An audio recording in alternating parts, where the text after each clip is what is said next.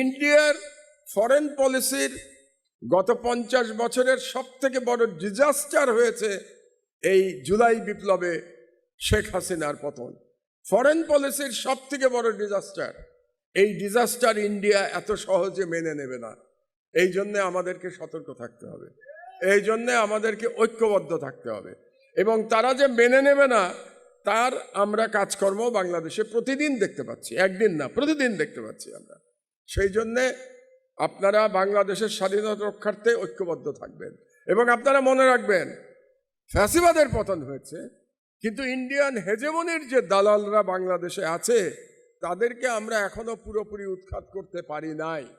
সেই লড়াই এখনো অব্যাহত আছে এবং সেই লড়াই হয়তো আমাদের আরো বেশ কিছু সময় চালিয়ে যেতে হবে।